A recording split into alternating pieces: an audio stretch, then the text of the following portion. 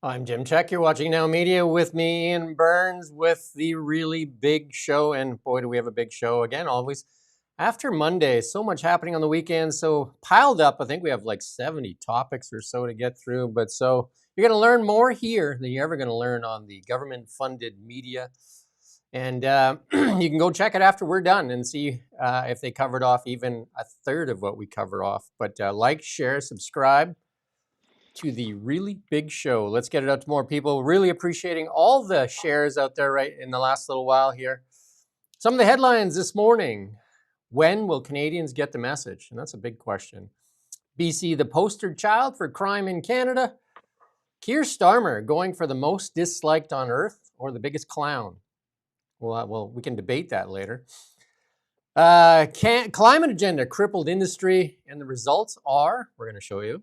Media hit job on Trump put Canada in a precarious position.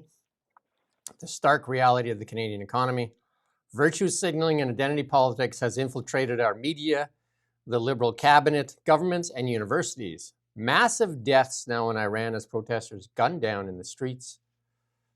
China tells the U.S. do not interfere in Iran. Why the left media looks the other way. Carney in China at this time? Why? Government relies on guesswork to back claims. Employers get out of jail card for COVID firings. The COVID cover-up. Bots go after anti-left messages. We know all about that. Stop spending on consultants. Yeah, good one. Is an election forthcoming? Markets react. BC, DRIPA. Is it EB's biggest problem? He's got lots to choose from. U.S. military engaged on several fronts. And Rubio off to Greenland. All that and a lot more on the really big show. Lots to talk about. Also want to share some of the comments. We really appreciate your comments. Here's a couple that we're going to put up, some good ones and some bad ones. Great show. You two are priceless. There you go. Somebody says that we're priceless. That's like the old we like that. Old MasterCard commercial, right? Thank you, gentlemen, for reporting actual news. You guys are doing a great job. Thanks from Ottawa. Lots of people watching from everywhere, so if you could tell us where you're watching from, we'd appreciate that. Love the channel. Great show. And then somebody says that they like it, but can we cut it up into smaller segments? And we're starting to do that so that it's not so daunting. But there's so much to cover. So much for you to choose from. And we do have a really loyal following now, too, which we really appreciate. The people that come back here every day. And we're working on some merchandise. Somebody asked us for some merch, some hats and shirts and stuff like that. So, hey, the really big show, the best undiscovered news commentary channel on the internet by far. And we're starting to beat out some of the legacy media in our views, like banging on the door. I think we're going to be over 1 million views this month. So things are looking good. Remarkable. Jeff Bezos. I mean, this is that message that Ian and I kind of harp on all the time. It's all about energy. Why can't Canadians get that message? It's all about energy. And let's listen in what Mr. Bezos has to say. That you're doing at Amazon. AI. Yeah, so I mean, there are a few things, but small thing, but it's 95% AI. And where do you think? It's just so, because we are literally working on 1,000 applications internally. So AI, you have to remember, AI, modern AI, is a horizontal enabling layer. It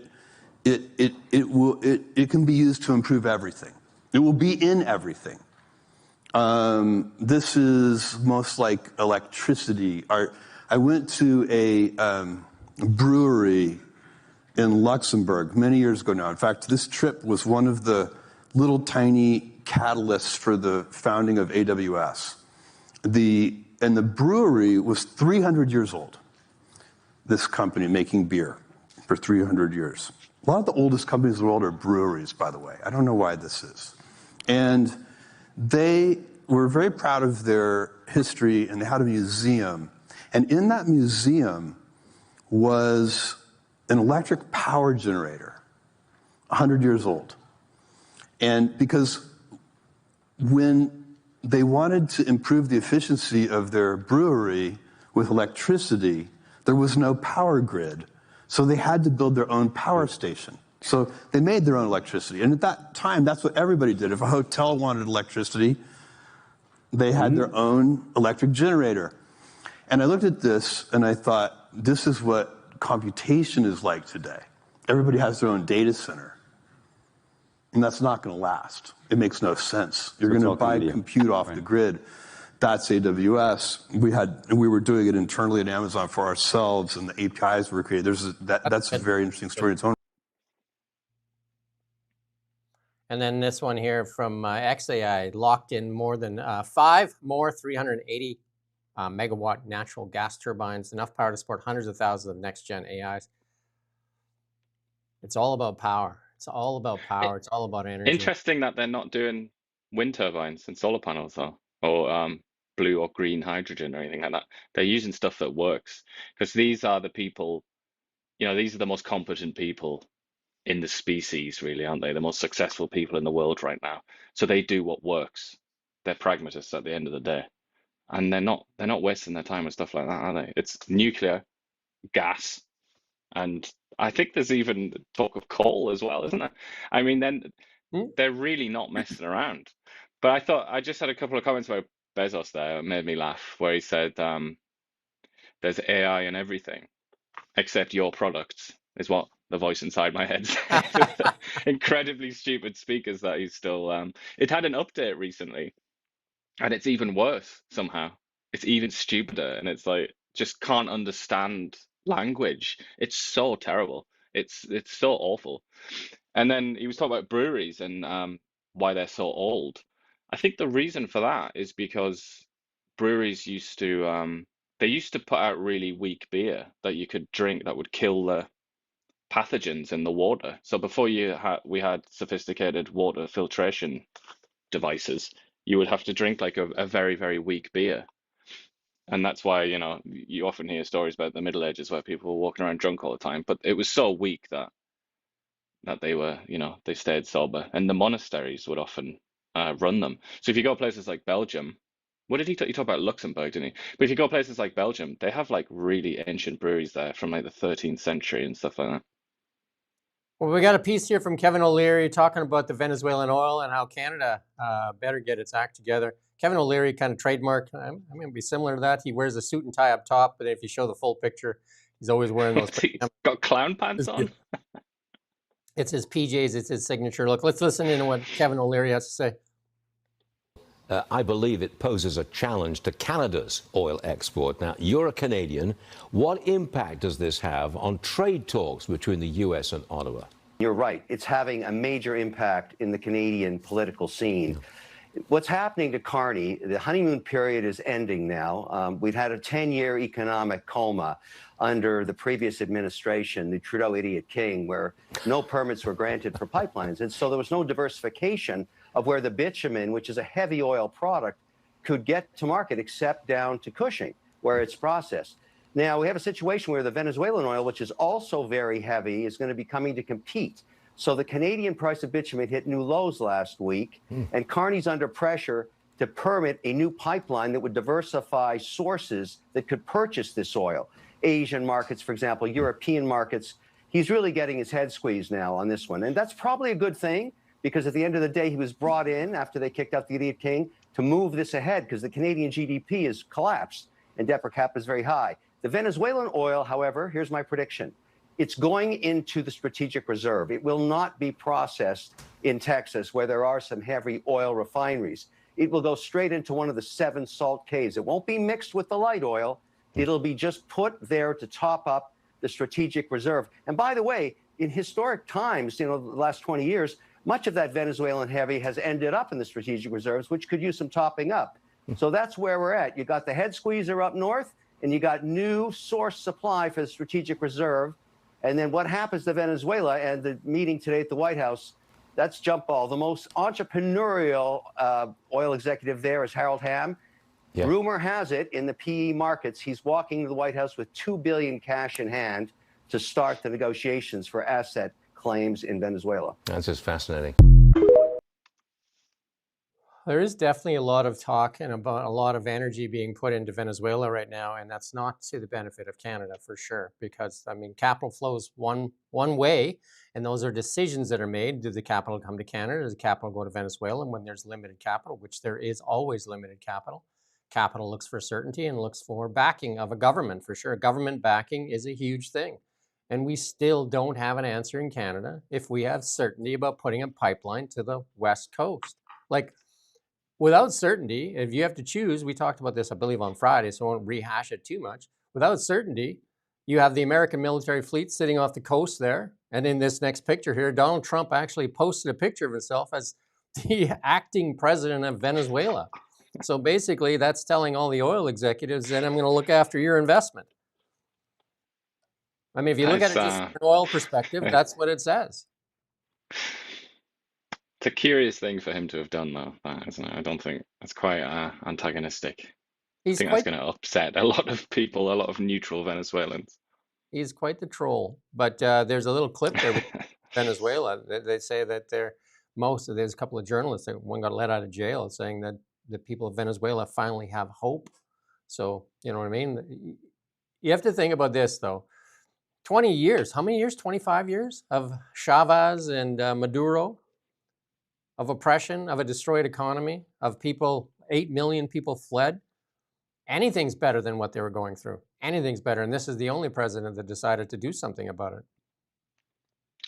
I don't know. I mean, I would just, I would channel Edmund Burke a little bit and say, even if you think you've got nothing to lose, even if you think it can't get any worse, like, for example, a French peasant in the late 18th century, it can get worse. It really can get worse. The Jacobins can come around and start chopping your head off for no reason. Like, it actually can get worse. But that's I don't think that's the case here, but you never know. In general, with revolutions, regime change, you go in very confidently, assuming that things are going to go swimmingly. And, sometimes fate has another idea. Well, I mean, they've been gone through some of the worst times ever, and they've had the Iranians set up a base there. They've been terrorist activities out of there. The Russians are there. The Cubans are there. It's basically a playground for everybody. Cubans. So, I mean, it's not really for the people of the nation. So, again, and here's some big news. This is another testament to climate change policies. Mercedes moving production to Hungary. 20,000 Germans set to lose their jobs. And I've seen this on quite a few sites now, Mercedes. And why are they moving? Energy. We played that clip. To use Russian gas. That's why. We played that clip, I think it was on Friday, from the energy minister or energy secretary in the United States, talking about, I think, solar and wind account for like less than 3% of total world production of energy. And people are moving. He said people will move for cheaper energy, cheap, reliable energy. Case in point, I was going to play it again, but you can go back and watch Friday's show for that instead of playing that whole clip again. But people will move their companies to where the energy is cheaper and more reliable. That's just a fact. Totally. And that's also, we know lots of the cultural reasons and political reasons related to tax and things like that, why many companies left California recently and went to places like Texas. But one of the reasons they did that was for cheaper energy, wasn't it? They wanted to, because California has a notoriously sketchy grid, doesn't it? Yeah, and it's expensive. It's all get out. And then this is Brian Lilly putting this out there. We need to be dealing in reality. Instead, too many Canadians driven by Trump derangement syndrome, believing things that just aren't true. And the media is very, very guilty of drive and TDS. If you go look at the CBC website, almost on any time, I don't know if we want to take a look at it right now, and just take a guess at it and how many TDS stories are on the CBC website. But typically, it seems to be just dominated by TDS stories. There's one. Trump says Tehran. Anyway, the reality is a lot of good things. I mean, he is definitely a, you could say, obnoxious, probably the biggest troll in the world. Well, you could say a lot of things about him. But biggest comedian. He's a comedian, probably one of the funniest guys. I'd say he is our generation's great comedian, isn't he? He is like the great comic figure. Maybe Dave Chappelle or somebody like that. It's quite important. But Trump really is like the comic figure of our time. and he just rubs it in their face. And that's why he trolls everybody. Brian Lilly also, this is what I was just talking about. It's a must listen to full comment podcast from Venezuelan journalist Emilio and a former jailed opposition politician. And they're talking about, you got to go listen to, I listened to most of it. And there's a lot of hope right now in Venezuela for change. So again, after, like over 2 decades of oppression, I mean, anything probably looks like hope.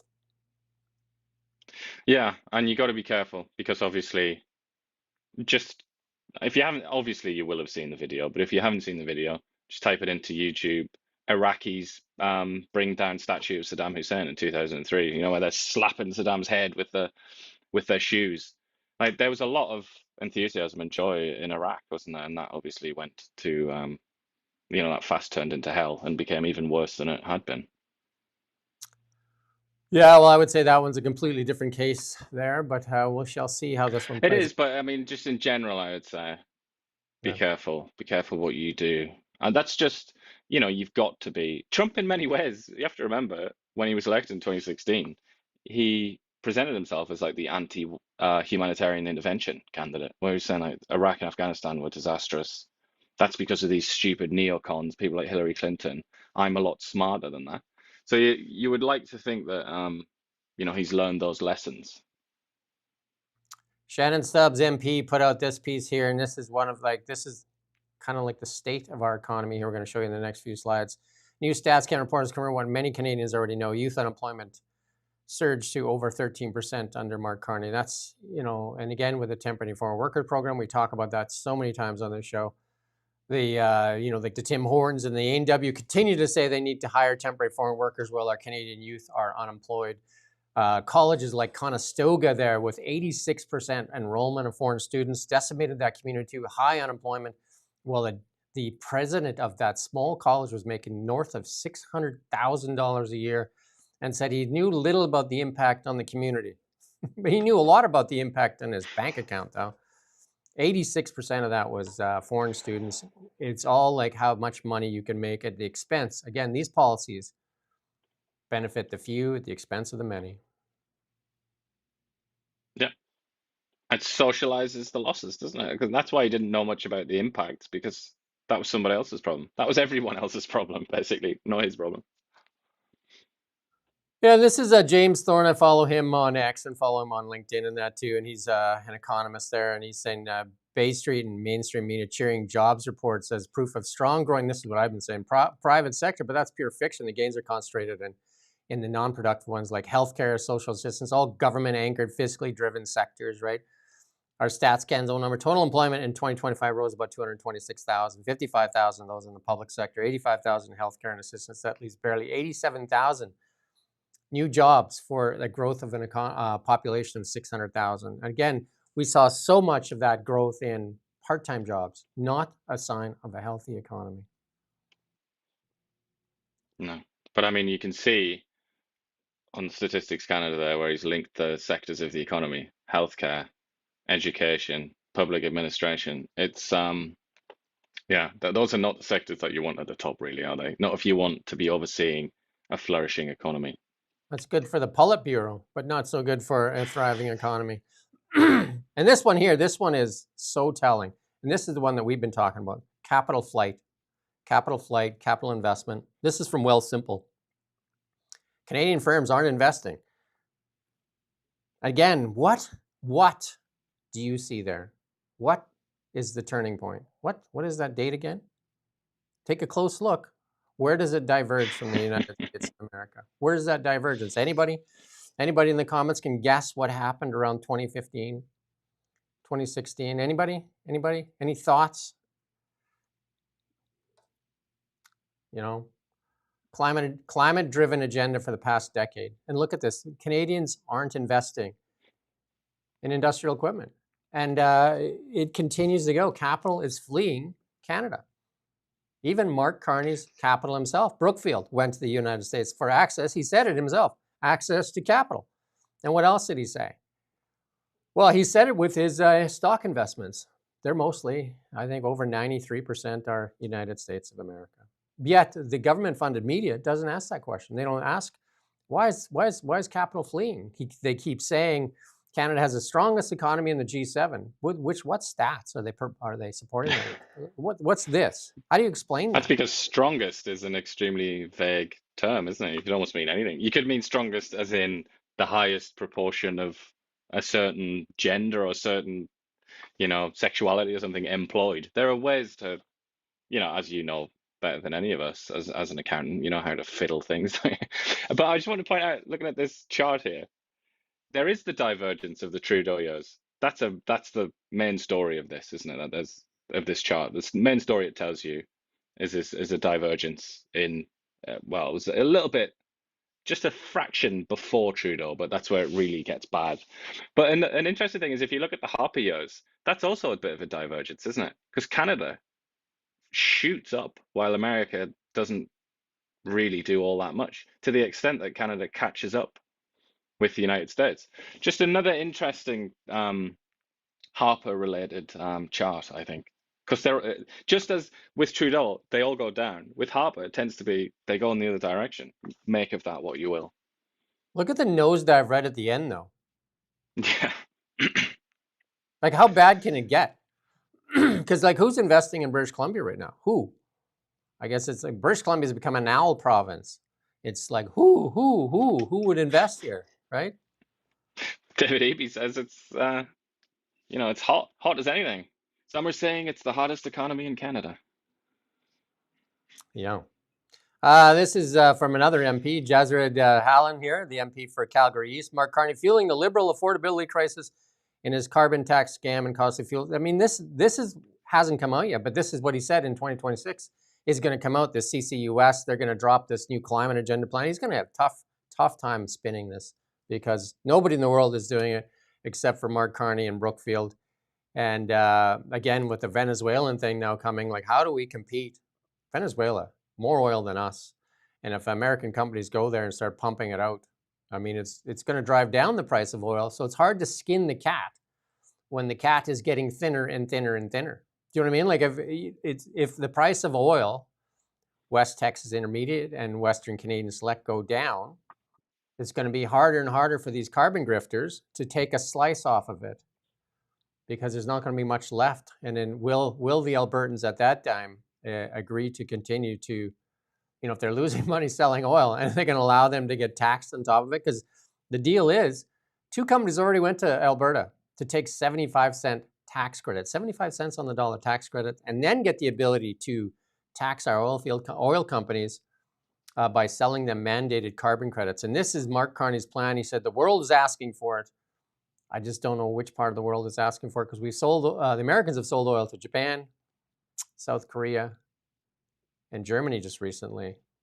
Not one of them asked for CCUS. They didn't say, we're just going to buy a little bit till Mark Carney gets the CCUS plan in place, and then we'll buy from them. Didn't hear it. Did you?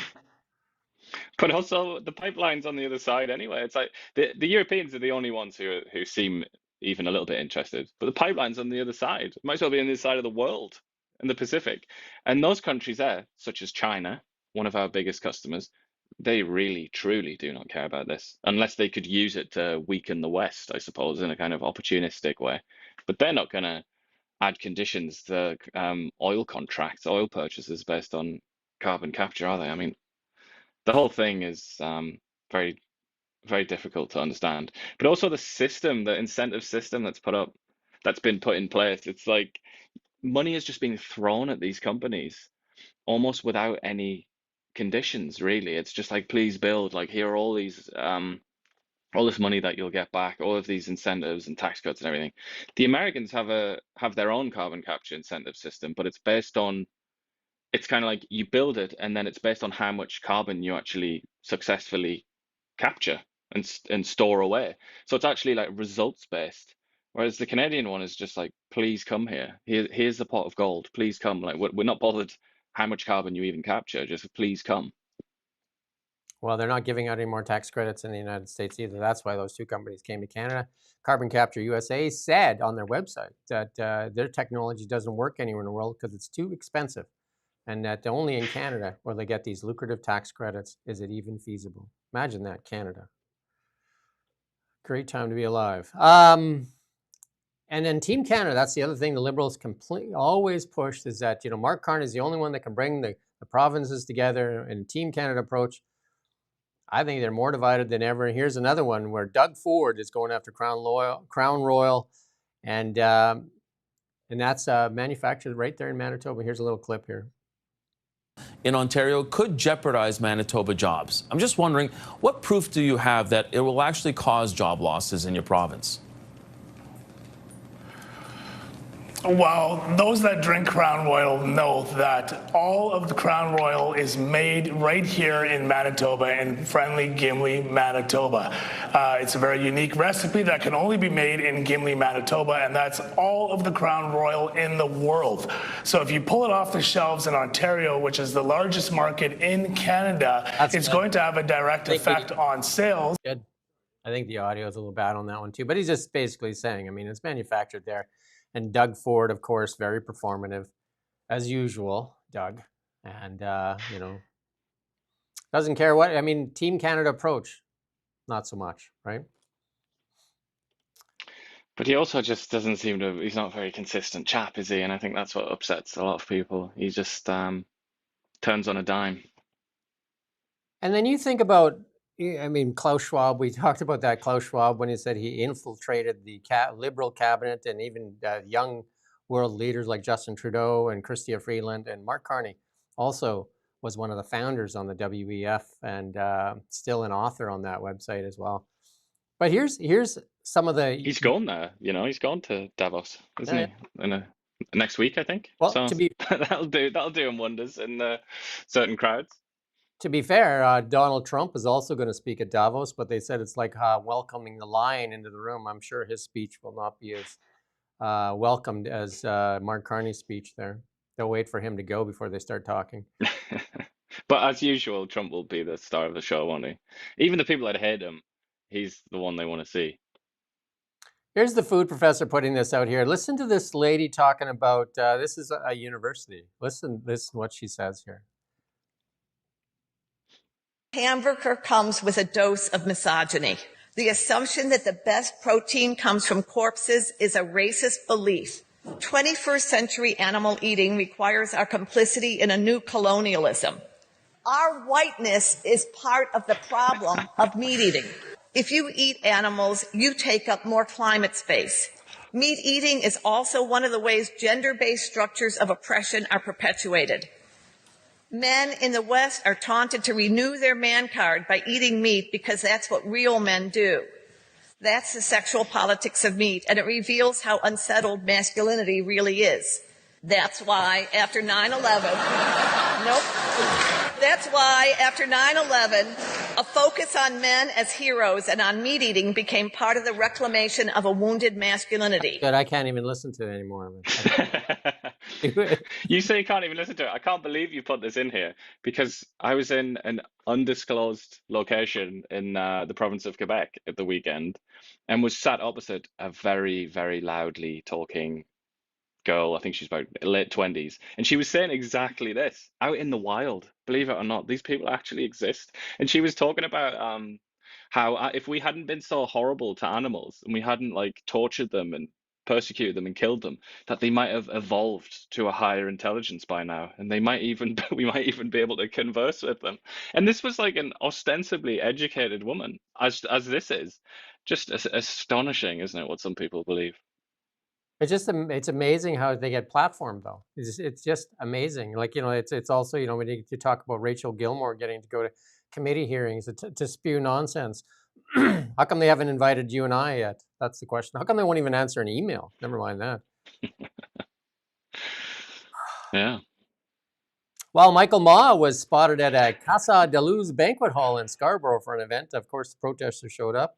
But Michael Ma is, you know, getting ready, packing his suitcase, and he's off to China with Mark Carney, which is still odd. I just can't get past that one. Like, you know, you defect over to the Liberal Party. You know, 3 days prior, you were meeting with Chinese delegates and also like spewing fire and brimstone about the Liberals. And the next thing you know, you're crossing over and deciding for 27,000 people that you know better And all of a sudden you were on the frequent flyer club and you're going with Mark Carney as his best pal to China. I'm wondering, like, what are the logistics of this? Is he going to be in there? Is he going to be at the table with him when he meets Xi and Chiang, the Li Qiang, the premier? Because it is a little bit unusual, really, isn't it? And also, is he going to be doing any of the translation? Is he going to be the translator, maybe? Because that's also weird. Obviously, a translator in that sort of situation has gigantic amounts of power. It's hugely influential. It's all a bit eyebrow raising, isn't it? Well, keeping with the economy, here you go. This is another one. More than, we won't play the clip just because we've got so much to get through today. It looks like Canada could lose another 4,000 restaurants in 2026. That comes in the heel of many losses in 2025. Again, the Canadian economy, not healthy. And it's the smaller ones that are losing the ground, right? It's the smaller establishments. We're hearing about this everywhere. I mean, in Kelowna as well, got a couple of stories, haven't we, recently? But it's happening all over, yeah. I interviewed one of the restaurateurs, and he said it was government regulation that pushed him to pick one of his 3 restaurants to close. And yeah, we got this Doug Ford thing in the wrong place. It's just, Doug Ford challenged. I don't know, maybe we should play it because Doug Ford challenged on, is he going to cause job losses? And the performance, let's play it because Doug Ford, You're being accused of weaponizing the LCBO with your plan to pull Crown Royal from the shelves. Shouldn't it be up to Ontario consumers to decide what products they want to purchase? I don't call it weaponizing, Tina. I call it protecting jobs in Ontario. That's what I call it. And we're going to do everything we can to protect jobs. Why don't people try JP Weiser? Why don't we try? That's good. Notice he brought his own little applause crew there with him, or a laugh track or something like that. I just loved his little that slogan right off the bat. It just improvised, really, wasn't it? Just extemporaneous. That's the sort of talent you develop, I suppose, when you're in politics that long. Right? It's just like, I don't call it bad thing, I call it good thing. It's just, who's swallowing that, man? And we didn't put this in, just a side note, because who knows what's going to happen, or likely nothing. Francois Philippe Champagne hasn't been in the news for a while, but he's in the U.S. to discuss trade and minerals ahead of Carney's China trip there. So he's emerged from his long winter hibernation to visit the U.S. Ottawa said in an official notice that Champagne is there with credit. We haven't heard from Melanie Joly either. She might be still recovering from a bender over the Christmas holiday. Or maybe she's been given a restraining order by Mark Carney, told not to speak to the media. I mean, there was a lot of speculation that she was going to be shunted out of the cabinet, wasn't there? Which really seemed to make sense. I'm quite surprised that hasn't happened yet, actually. But this is the big story in the world right now. What's going on in Iran? Basically, like it looks like a revolution. Now more than 500 dead as bodies pile up, and they're shooting them in the street in the protests. And the Telegraph reporting that. And then this unrest is in many, many cities in Iran right now. And Trump threatening very strong options against the country's rulers. International observers have estimated that more than 500 people have been killed so far. Some of the estimates are quite a bit higher as well, depending on which media outlets you look at. And then if you look at the National Post, this is the question. Canadian media and leftist neglect of Iran's uprising as complicity in Islamic terror. I mean, I think it was 9 days before the CBC actually even decided to look at this story. You know what I mean? Like they were basically... Yeah, it was strange. Yeah. Absolutely strange. The same goes for the BBC, and the left-leaning media just wanted to kind of leave this one alone for some strange reason. But also the likes of, I mean, we bring her up a lot, not because of anything that she's done in particular special, but because of what she represents. But Greta Thunberg, who never saw a revolution she didn't like and want to jump on, she's not said a word about this either, or at least not that I'm aware of. And all the usual suspects who come out to any old protest against whatever it may be, or in favor of whatever it may be, they're just not energized by this at all, are they? And obviously, I would say, I think it's quite obvious that it's because Iran is a great enemy of the Western world. Therefore, it feels a bit wrong to these people to attack Iran because they also hate the Western world. So it's like, why would we attack, an enemy of our enemy? Well, they've got some friends because China is coming out and threatening the U.S. and saying, "Keep your nose out of business." We'll get to it in a bit here, but China's saying, because China's got a lot of investments in Iran, China, Russia, Iran, and Mark Carney's off to visit China. Nice. It's of enormous Bad importance. timing. Iran. Bad timing. Iran is more important than Venezuela, which has already fallen. It's more important than Syria, which has also fallen from this axis, the China-led axis. I mean, Hezbollah and Hamas. Iran is way more important than any of those. So if Iran did fall and it flipped over and it left the axis, it would be a living nightmare for the Chinese Communist Party. It would be an unraveling of many decades of work to try and create a kind of opposition to the US run order. It would be absolutely a game changer for the world if both Iran and Venezuela and Cuba, for that matter, become more Well, pro. Cuba's Yeah, I mean, it's just Cuba's like a dead rubber a bit, isn't it? It's not really up to much, is it? But yeah, I mean, it seems like a matter of time as well before that's all swept away.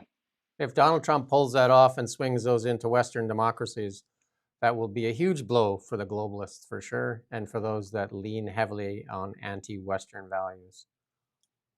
But I mean, a lot of people have, because of the Israeli war or the war against Israel by Hezbollah, Hamas, and whoever else joined in. They took out the Hezbollah leadership. They obviously completely smashed Hamas to pieces, and they also destroyed or helped attack and damage Iran's nuclear facilities. That was talked about as like this great, like miraculous victory for Israel, that it had just swept aside all of its main enemies that it had been freaking out about for decades. But it's starting now. It's not just for Israel, is it? It's starting to expand, and it's becoming more about the Western alliance kind of hitting back and starting to like take pieces off the chessboard. I mean, for people that are interested in geopolitics and like global rivalry and things, it's so fascinating to see this happen. But somebody said in here, there, how many mainstream media outlets are located in Western Canada? Well, that'd be none. But you can help. 2026 will be the year of the independents, and you can help independent outlets like ourselves get a bigger voice by sharing, subscribing, liking, and helping spread the word. This channel is growing dramatically, and we thank you, especially the people that come back every day and listen. We really appreciate you coming, and we interact as well. Where CBC, you can't interact with their comments. We like your comments. Even the people that are negative, Lightning Rod, I haven't seen him today. He's usually pretty negative. He is here. He said something and maybe he popped off. Somebody said something absolutely hilarious earlier. Somebody called Semoy Hines 192. Just let it be known that I do giggle at that profoundly, and I recommend everybody else has a giggle at that. Rachel Thomas also putting out CBC's "Why did you report only more than 100 people showed up? Is this what you call good journalism?" And I mean, like I said, for 9 days they were completely silent, and then they downplayed a lot of it too. And so, who's still watching the CBC? Who still watches the CBC? Who still wants to go there and get fed pablum and narrative? Right? Like some of the stuff they've done recently is just so appalling. Like you're basically helping Mark Carney get floor crossing and covering for floor crossing, and what they did with Chrystia Freeland there is just absolutely appalling there for democracy. They're, like saying, well, it's just a part-time job. It's, not paid. Like she's working for another government. Absolute disgrace to journalism and just to people's intellect to be trying to sell that stuff to people. Well, I watched Rosemary Barton has this thing, Sunday Scrum, they call it, a bit cringe-inducing title, but she gets all of the or as many of the sort of big Ottawa reporters from the press gallery to come and just chat about things. And I feel like it's quite hard to shock me when it comes to that kind of content, but it was shocking. It was genuinely appalling. They said a little bit about China, and it was kind of implied that Mark Carney's great, he's a genius, he'll figure it out. He's a great guy, lads. And then they started to stick the knife in on Pierre Poilievre because he spoke about the American incursion into Venezuela. And they started giving it like, oh, well, his wife's Venezuelan. I think next time he's going to be a little bit less emotive and a little bit less stupid, like implied, a little bit less stupid. Maybe he'll think about it. And it was all these heads from the Toronto Star, I think, Globe and Mail, and someone else from one of the main sort of outlets, and they were all just like nodding along, and they were saying like, as Stephanie just said, I completely agree, and yes, it was political. That was the other one, and it's just like, come on, guys, you've got 4 people here who despise Pierre Poilievre, quite respect Mark Carney, and hate Donald Trump, and they're not even ashamed of it. They're not worried about seeming biased. They're quite happy just to like. They were talking about, oh, let's hope so. Let's hope somebody stops Trump with Greenland or something. It's kind of like, step back. You're on the CBC. Like this is like sacred space because taxpayers pay for this. So you got to chill out. You have to get all sides in. But they really don't even try, and they don't care. And I think that's what I find appalling. And then Rosemary Barton as the MC as well, who has quite obvious political leanings, I think. Yeah, a little bit obvious. Thank you to Faith and to Heidi, who've said that they're going to put Now Media into their thoughts and in contributions. We appreciate that. Independent media, 2026 will be the year of independent media. We're seeing it in the United States. People have lost trust in the mainstream media. And the only thing that goes up in Canada is the cost per viewer on CBC, because they continue to get more money. They got a $150 million raise, and say it one more time. During an election cycle, Mark Carney promised the CBC, the left-leaning biased outlet, $150 million. And what did they do when they got it? They gave the executive team a raise. That's what they did. Absolutely atrocious. Somebody here saying Rosemary Barton to join Rebel News. Can you imagine that? This is, talk about Rebel. Here's Ezra right here. Ezra saying, somebody's saying X is the only social media app where news isn't banned in Canada. Well, YouTube as well, because we're on YouTube here now. But yeah, it's true. We've been fighting Bill C-18. We're probably the only outlet fighting Bill C-18. We've been fighting it like crazy. I've talked to other outlets. And he's fought it, to be fair. He took it to court, didn't he? He lost the court case. And I've asked other outlets to fight with us. They say they want to do stories with us. And then I said, do a Bill C-18 story. They no, can't do it. Don't want to risk funding. Come on. Terrible. Anyway, huge sea of people hit the streets in Canada to show their support of Iranian people. This is like, the news had no choice, but look at this. This is from your friend Tommy Robinson there out of the UK. Let's play this little clip here. No music. I shut the sound off. I think there's some music on this.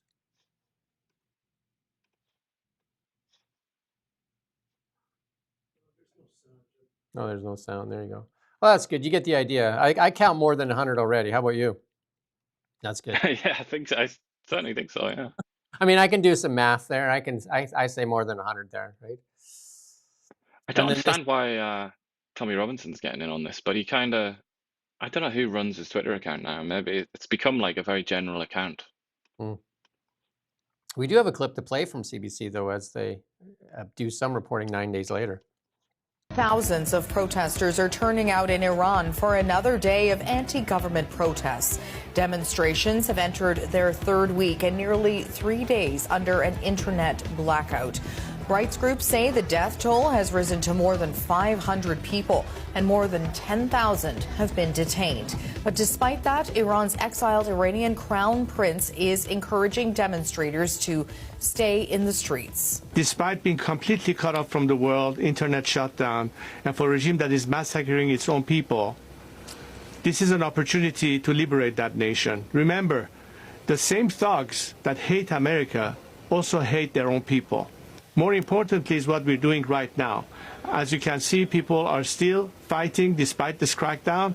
They hope that there will be assistance in protecting them from further bloodshed. I've called upon further strikes, and that's beginning to unfold. We're beginning to see more and more defections, which is very important as part of the transition. So all of this is at play as we speak. The U.S.-based prince says he is prepared to return to Iran at the first opportunity to lead a transition to a democratic government. But in the meantime, U.S. President Donald Trump is threatening to intervene, and Iran is threatening retaliation against the U.S. and Israel. Yeah, and we're not going to play this next clip because this other one, he actually asks Donald Trump to intervene. And then this other one here, more than 30,000 Brits stand in solidarity. And that's maybe why Tommy's doing it, because there's a lot of people. I'll go to that next one. A lot of people out in the streets in Britain as well. But again, a lot of silence from the left-leaning media and politicians. And Iran to Trump, hit U.S. and we'll light up Israel and your bases. And that's this was on Sky News. We'll play a little clip of this one here. It's a breaking news coming into us about Iran. There is a meeting underway in Iran's parliament at present, and the Reuters news agency has just reported that the parliamentary speaker there has warned US President Donald Trump that any attack would lead to Tehran striking Israel and regional US bases as legitimate targets.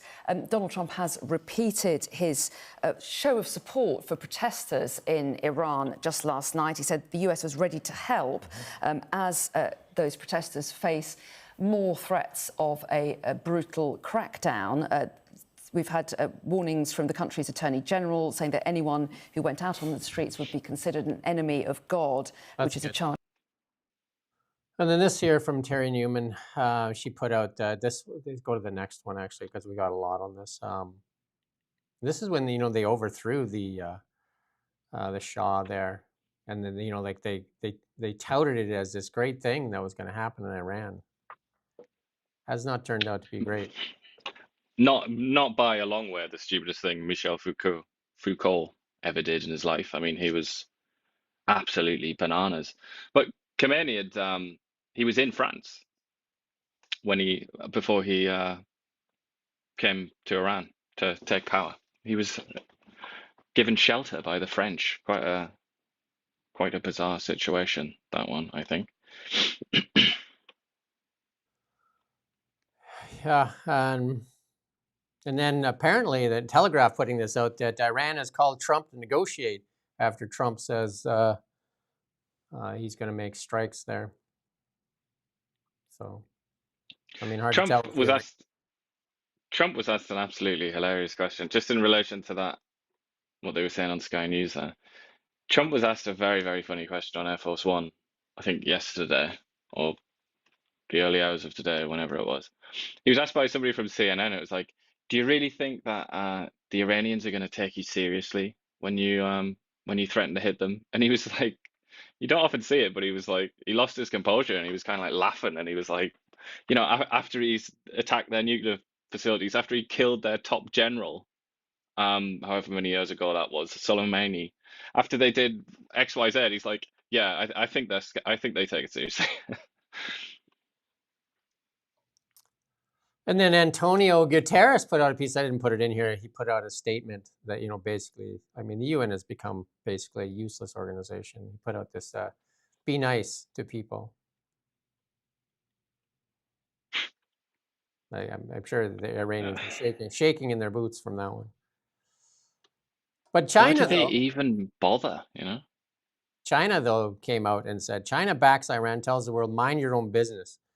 There you go. That's the, China backs the U.S. Russia. What did it say about the Russians? That China and Russia have an, what's the word there? Limitless or something, wasn't it, I believe. Partnership, yeah. Like they will back Russia right to the end. Well, yeah. Russia's almost like a vassal now of China. And it was, as students of history will know, it was the other way around. The Soviet Union used to sort of patronize China and control China until Nixon helped facilitate a split and divided the two, that alliance. But they're now back together, but with China in charge. Well, Mark Carney's on his way to China, and it says, according to Global News, small majority of Canadians want more trade with China. Small majority? What does that even mean? That sounds kind of like oxymoronic, right? Small. It should say small majority of Canadians that work for CBC want trade with China. I don't know. What does that mean? Are they trying to sell something here? Who's buying? I guess. And then Terry Newman again put out, are human rights bad for business? I mean, China. I mean, that was one of the reasons that supposedly we broke off relations with China, because there are human rights violations all over the place. But Again, we just gave them like $1.1 billion, I believe, for that Chinese, the BC Ferries deal with Canadian Infrastructure Bank money. That still haven't answered the question of that one. Mark Carney's taken a loan from the Chinese government. Like, that's the last place I would take a loan from, the Chinese government. It's odd, no? It's like going to the worst, most notorious loan shark in your city or something, isn't it? For a loan to buy a house. Don't know why you would do that. Uncle Louis, yeah. So, I mean, they're off there pretty soon. So we'll see what happens with that, because this is also not going to look good, because Donald Trump has also made a statement that he will not tolerate China being a neighbor. That's the whole Greenland thing, China being a neighbor to the United States. So Canada needs to figure out how cozy it wants to get with that threat hanging over their head as well. Well, we're going to move on to some other stuff here. Cabinet is commissioning $1 million research again. It's commissioning $1 million research into impacts of national school food program after admitting previous claims were guesswork. You know, they do a program, $1 billion programs. The Department of Social Development in a briefing note said it needed evidence to support the $1 billion program. But they just said, yeah, it's working great. Just guessed, right? The funding will make sure school programs are informed by research and real community needs, said the note. So $1 million will be paid to the Institute of Health Research to find the impacts of school food program. $1 million to do a study to see if $1 billion is doing any good. Why don't I just pick up the phone and say, hey, how are the kids doing with the food program? Like, why does it take $1 million to find out? Cabinet launched the program in 2024, did lots of PR on it. Yeah, you remember the old Bud Light commercial where they started giving out scholarships? And I think they gave away, and I don't remember the numbers exactly, like $100,000 worth of scholarships they gave away, but they spent $10 million advertising that they gave away. This is what this sounds like, right? This is...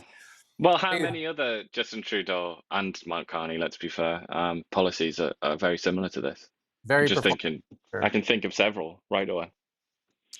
The annual $200 million grant was equivalent to $2.78. We talked about this before. $2.78 to feed 400,000 children, half the average cost of the programs funded by the province.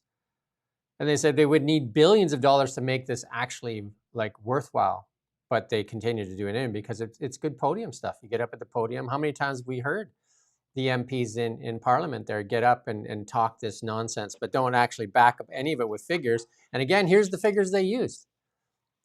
They just used what you call it. They thought it was good. You know what I mean? Thoughts are good. But you know, you talk about the PR aspect of it.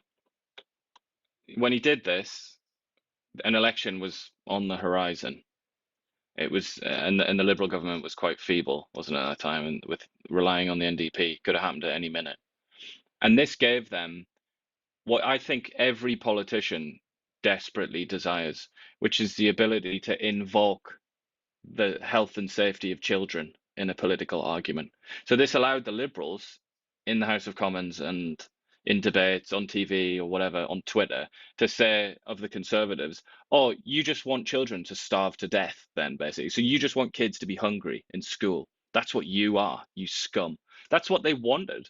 And I guess to an extent they got that, didn't they? That will presumably have made some people change their vote in the election that's last year. I'm sure it will have done.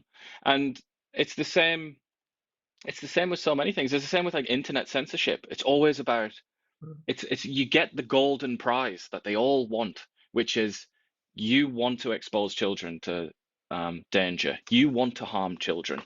And that's why people can't elect you. They have to elect us because we care about children. You know, even though you can argue about whether that's the case, of course. But it seemed so cheap. It was the same with the dental thing as well, wasn't it? It was like, oh, you know, kids and their teeth. It's just, it's so cynical. It's just like proper sort of political slop, political slime, isn't it? Cost of the program, $1 billion. Cost to find out if the program is worth anything, $1 million. Ability to virtue signal in Parliament, priceless. An old MasterCard commercial. Somebody's just mentioned the daycare thing as well. Exactly, that's another one. It's about kids as well, isn't it? It's like, oh, you know, it's about the development of these kids, the neurological development. It's like maybe to some extent, maybe there is a kernel of truth in that, but really, I think I get the feeling that they just want that on the table, even if it's completely ineffective, pie in the sky stuff that doesn't work, like the school meals thing. They just want it on the table so that they can attack their opponents as anti-child, basically. Because that's kind of everybody loves kids, don't they? So if you make it seem like your opponent hates kids, you're doing all right. Cost of that dental program, just to administer the dental program for 2 years, $473 million. $473 million just for administration of the dental program, not for providing benefits. Again, another massive waste of taxpayer dollars. And where did that money go? That's the real question. But here's some more of it. Not to blame for bad advice. And this is another one from Hollywood Blacklocks. An employer cannot be faulted for following public health advice, even if it's unsound. That's what the BC Court of Appeal has ruled. The decision followed 4 years of hearings into vaccine mandates enforced by taxpayer-owned Purolator. Purolator did not have to be correct on whether the policy was objectively effective to protect against infection. It was reasonable to continue the policy in face of uncertainty and conflicting advice. There you go. So they get to blame the government. There you go. Get out of jail free card, right? That's interesting though, because I would have thought that would not apply based on, for example, if you get dodgy advice from CRA, like, that's your problem, not CRA's problem. And then here's something from your old employer. Ian used to work for the Daily Mail. This one here is shocking study linking COVID jabs and cancer censored by mysterious cyber attack. So they put that study up there, and I guess they was just attacked by a bot army, and attempts continue to cover up what is likely one of the greatest crimes against humanity. That's from Dr. Asim Malhotra. I can't pronounce these names sometimes, but a global review examining reported cases of cancer following COVID vaccination was published earlier this month, just as the medical journal hosting it was hit by a cyber attack that has since had taken the site offline. The study appeared in a peer-reviewed journal on January 3rd and was authored by cancer researchers at Tufts University in Boston and Brown University in Rhode Island. In review, researchers analyzed 69 previously published studies and case reports from around the world, identifying 333 instances where cancer was newly diagnosed or rapidly worsened. Go take a look at this story. Go there, find that story, and some of the images. Just go take a look. Again, hit by a liberal bot farm. I shouldn't say liberal bot farm. That's a bit of a overreach. That's a bit of a left. I don't know, a lunatic bot farm. But here's Stephen Bonk. He put out that piece on Brookfield, remember? And we had him for an interview, and then he said he has to wait and see what's going on first before he can do an interview. He wanted to see a reaction from Mark Carney, but he said his account's under attack ever since he put that piece out there. Bots and everything are after him as well. I mean, I've had my account attacked by bots as well. And we get it on here every now and then too. We get a few bots, but some of our regulars here now help us police that by telling them to go take their nonsense somewhere else. CBC, go see if they can comment on CBC stories. Go see how much love you can get on CBC. And then Mark Carney said, stop hiring consultants. And again, what did they say? Cut back on your expenses. What was the guy's name again? The Speaker of the House. He was a Speaker of the House for a year, and they said you got to cut back on expenses. And he spent $273,000. Greg Fergus, $273,000 in his jaunts to, I think, places like the Bahamas and the Caribbean and all that. And the same thing goes on here. Jamaica was one. So they say stop hiring consultants, but the commander of the Royal Canadian Armed Forces is hiring a consultant to work as their private secretary at an undisclosed cost. Why disclose it? Undisclosed is the best kind of cost, isn't it? Despite cabinet's prompt to cut spending, consultants record. The military did not say why. None of the current, listen to this, a secretary. Why then none of the current $93,000 armed forces and civilians are capable of filling that post. Why is that? Why'd you have to hire a consultant? 93,000 people to pick from civilians and armed forces, right? The commander requires a special advisor to provide strategic level advice, administrative support, and planning support. That's what the RCAF said in a notice. It did not explain why no current employees were qualified. Well, I imagine that the head of the military in Canada said they're all racist, didn't she? Isn't that what she said? Yeah. It's rife with. Well, she said that it's institutionally racist. Yeah. Well, why don't they? Why doesn't she resign? Because she's in charge. And how did she let it get that way? But again, undisclosed, right? The consultant should have insightful judgments. It's just it just blows you away. The Budget Office in 2023 report noted significant growth in spending on management consultants in particular. McKinsey & Co. makes out like a bandit with the Canadian government, like a bandit, like a bloody bandit. 25 billion a year, federal government is spending on consultants. I mean, that is an unbelievable sum, isn't it? It's hard to get your head around that. Imagine that the Liberals keep telling you that you need to spend money, Canada. They won't give it, like we'll reach out and ask for the numbers, but they won't give it to us. McKinsey, how much money have you spent with McKinsey & Co. this year alone? Not a Canadian company, not a Canadian company. And how is it that McKinsey & Co., ex-staffers of McKinsey & Co. now run the Canadian Infrastructure Bank and dole out money? How did they get that job? Like that's weird as well. So much weirdness, right? Especially weird from a political party in power that is kind of established itself as being hostile to America in many ways, and America's kind of encroachment on Canadian affairs. Another one from Holly Dones. The think tank gets a budget hike. Why not? Cabinet has approved a 6% budget hike for the government think tank, famed for bleak forecasts of societal collapse. That was the one where they asked Mark Carney about that said that the Canadians with means will leave and the rest will just basically decimate the wildlife. And he just laughed. Policy Horizon Canada is the government center of excellence and foresight. And that's when the September 29th briefing note. Its mandate is to empower the government of Canada with future-oriented mindset and outlook to strengthen decision-making. The think tank, how do they get these jobs? How do we get a piece of this? Think tank has a $3.8 million budget. 3.8 million, this think tank. You and I do better thinking than these guys. I don't know if anybody believes that or not, but Cabinet approved an increase with $150,000 transferred from the Communications Security Establishment, $65,000. So they took money from the Communications Security Establishment, another $65,000 for social sciences and humanities research. No reason given for the increase. Well, maybe they just needed it, I guess. Maybe we should lobby to have a college created, a college of think tank professionals, so that they can be regulated, these people, because it just seems like anybody could just create a think tank and just say, oh, I'm just doing some thinking here, and the government's just giving me a few $100,000. And in that report, the social mobility in question, that's the one I just talked about there. People may start to hunt, fish, and forage on public lands and waterways without reference to regulations. Then that's said in that social mobility report. Small-scale agriculture will increase. Governments may come to seem irrelevant if they cannot enforce basic regulations, or people increasingly rely on grassroots solutions to meet basic needs. I think that's where Canada's at right now. And quite literally grassroots solutions, like eating the grass. The agency, in a separate 2025 report on disruptions on the horizon, contemplated the collapse of the middle class.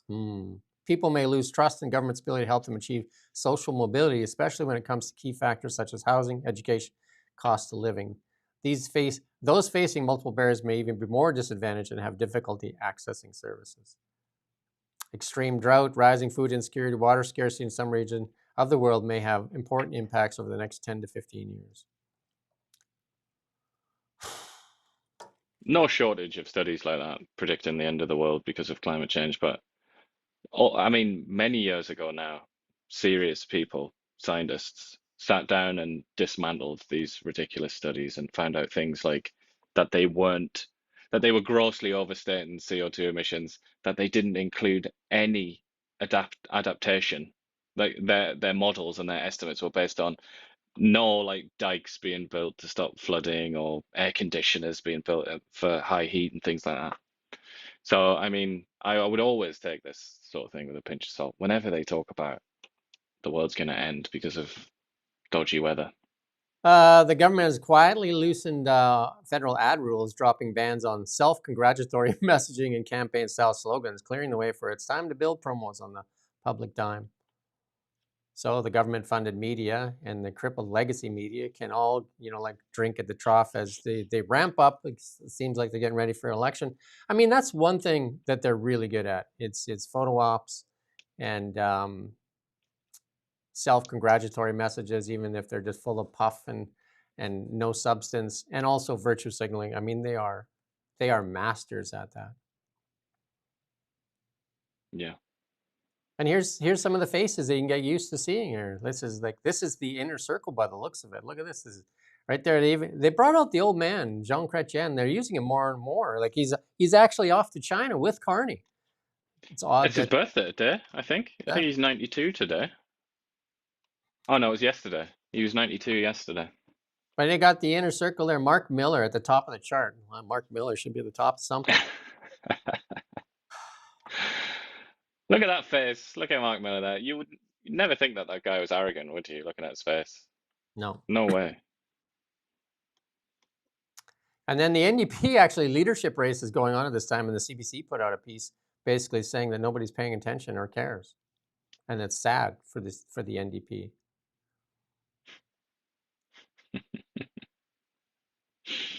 That's all we'll say about that. It's just a chuckle.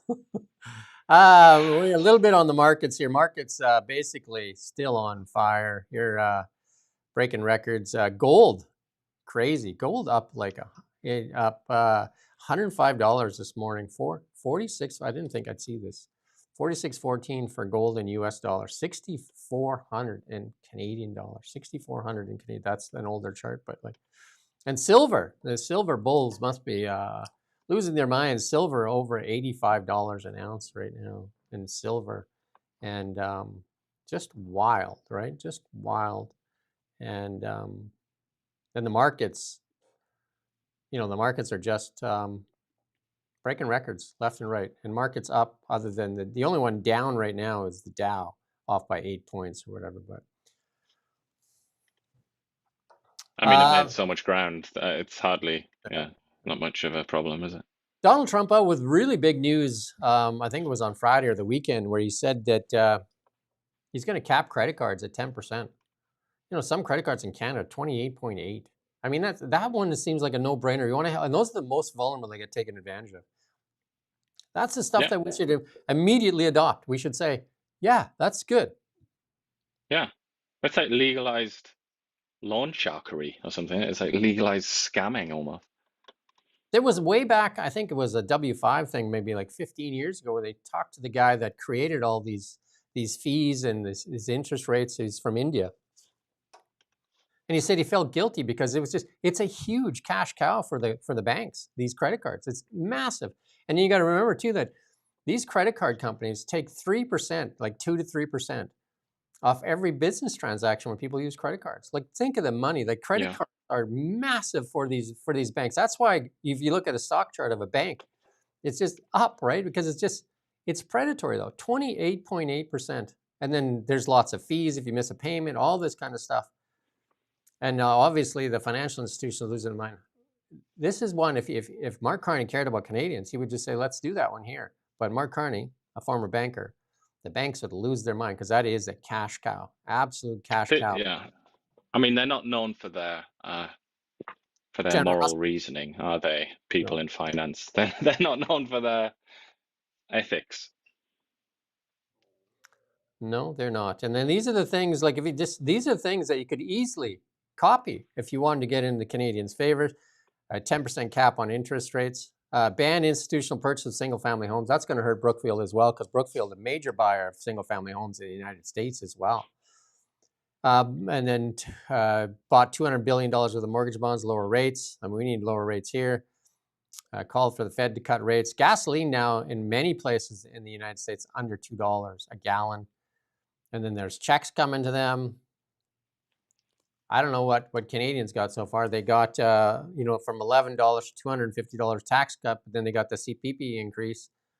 And then, and also April 11th, the people that are drinking beer still are going to get themselves a nice increase as well. And the industrial carbon tax and the CCUS is coming. It seems like all we got is more taxes coming our way instead of the other way around. I certainly remember number 6 being announced and promised by David Eby. It was $1,000. I don't know. Did you get your $2,000? It was $1,000. Where is that? It was $1,000, I think. And also Justin Trudeau and Chrystia Freeland promised $250, which nobody got as well. Remember that with Taco and Tinsel thing with GST, and then that just kind of like quietly went away. Here's some of the stuff they're explaining, and you got to watch this tech, because we're gonna bring you some tech stuff too, so you can learn a little bit. This tech stuff, this is what they say that some of the soldiers were wearing when they went to Venezuela to give them a distinct advantage. I've watched a few clips, and they're saying that the tech that the Delta squad there dropped in with was just mind-blowing, including sound things that actually debilitated people. But let's watch this helmet cam here. You're going to notice a drone picks up a guy behind that container over there.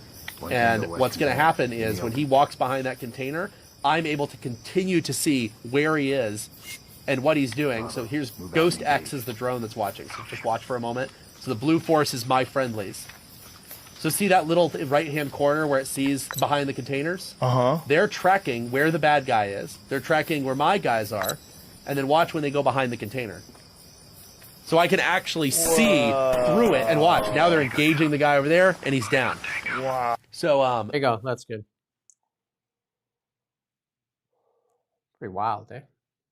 Well, I mean, it's more than just the element of surprise that explains how they killed like dozens of Cubans and Venezuelans and lost none of their own. Yeah, just to show you some of that tech. But we have a little bit of BC news here for you. Coming to you live from the Now Media Newsroom.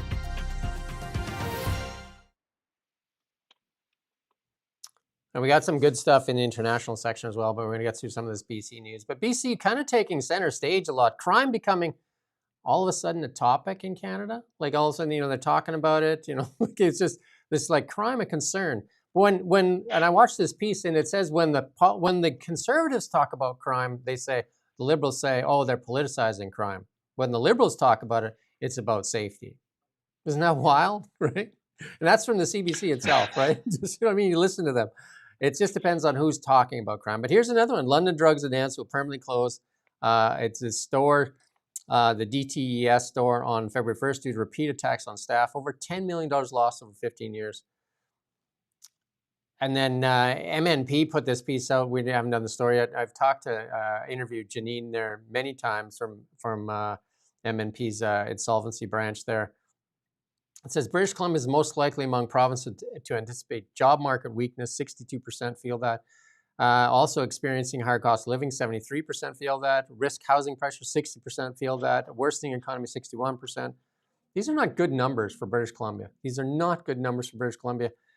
And here's another one here in the Nanaimo grocery store. Locked up its meat. Like, again, we talked about how many times we talked about on the show that meat becoming like a luxury. And go to the next slide. A luxury item.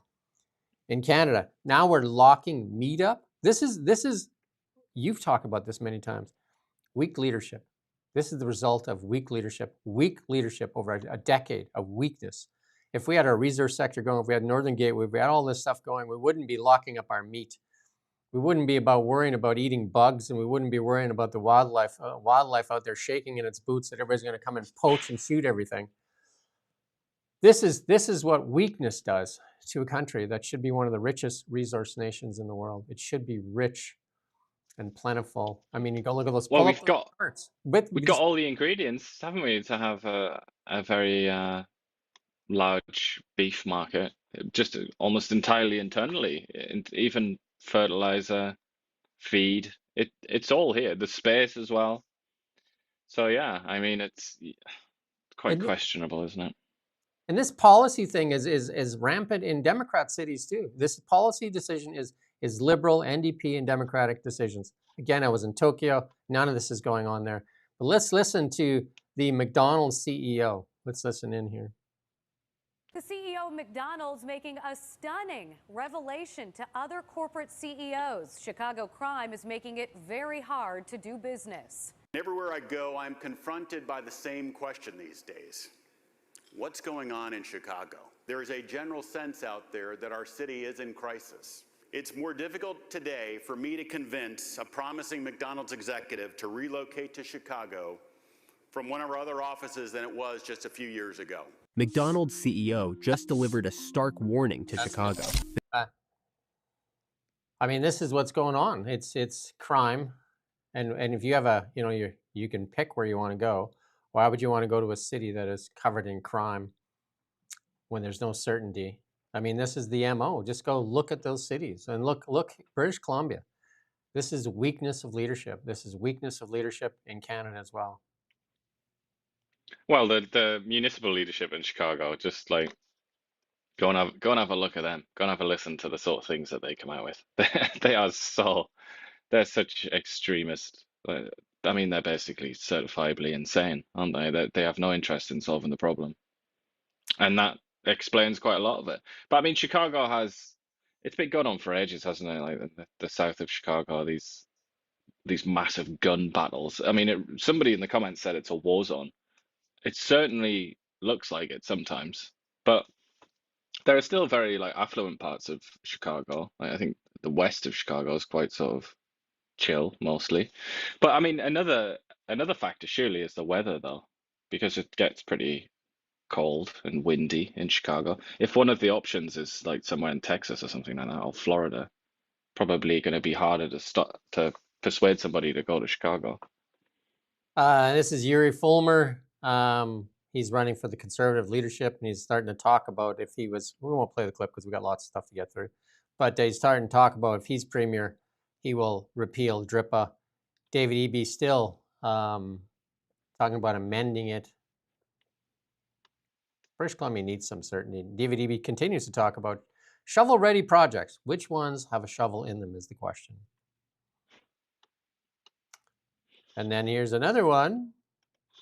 Electric buses, disaster for every Canadian city that tries them. And Regina, the latest city to report problems with the unreliable battery-powered transit. Didn't we just do that story on Quebec just recently, where all the buses lit on fire and they had to kind of scrap the whole thing? And 52 billion, I think it was 52, if I get this right, 52 or $54 billion that Chrystia Freeland, the economic genius that's now going to the Ukraine to share her economic genius in battery plants, and that she was doled out almost $4 million per job. Who's doing the math for these people? How can you become an economic genius?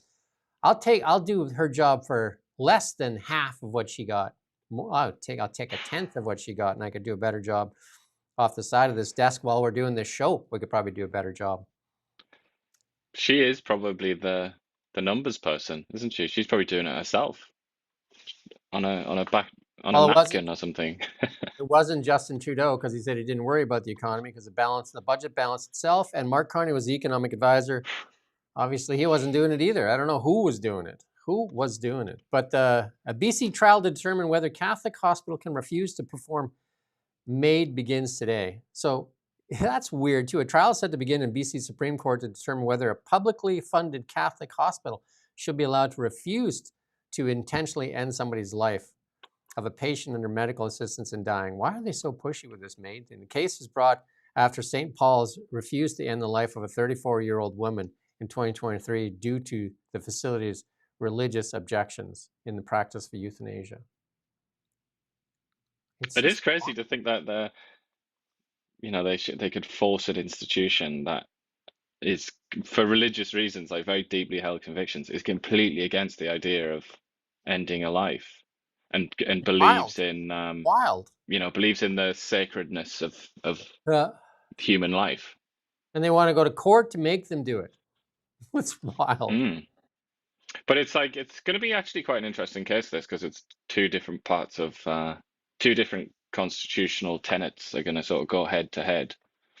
So it will be quite an intriguing one, because obviously doctors can't be made to do it. So individuals can't be made to do it, but the argument is that institutions can. But let's wait and see.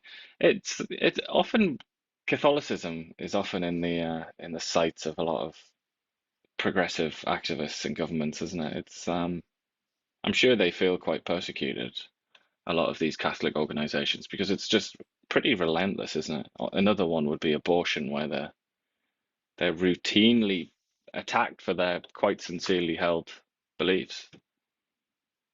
Let's hit the international news. We got quite a bit in there. Coming to you live from the Now Media Newsroom. Your friend is in here, but we'll start first with U.S. hammers ISIS in Syria and urges Americans to bolt from Venezuela, because they're saying some of the, people still friendly with Maduro there are going after Americans. And it says it's confirmed fresh airstrikes on ISIS in Syria. They're working with the Syrian government, dropping 90 bombs, 35 spots. like arms dumps and supply lines. I mean, Syria has been, was one of the terrorist kind of like layers for quite a while. I mean, that's where a lot of that stuff went ever since the turnover of that government. So that's F-15s, A-10s, drones, all that kind of stuff.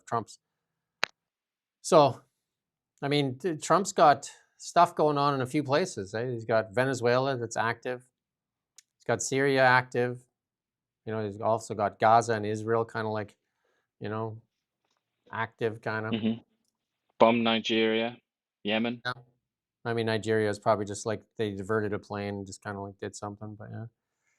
But this Christmas one present. here, this one here, Rubio off to the Denmark and Greenland right now, and because Trump, I mean, if you listen to what's really going on there, I mean, they already have a base there, and some people say, well, what more does he want? He already has a base, but China and Russia had been trying to make deals there, according to some people, and Trump wants to be able to veto any kind of deals where, let's play this clip.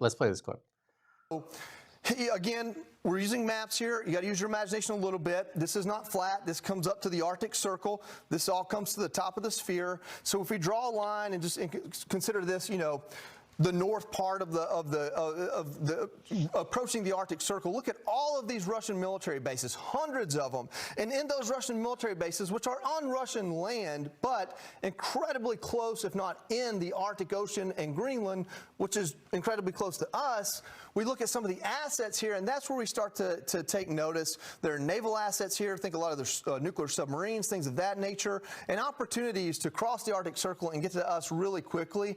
Again, what it comes down to is Russia is a northern country. Of course, we're going to have more going on up here. What can we do to monitor this, to combat this, to deter this? We had the nuclear missile crisis in Cuba because they were trying to get closer to us. Well, if we owned Greenland, that's not a problem because then that's our territory and we can put whatever we want there. Not to say we can't in some ways already, but it really makes strategic sense. That's good.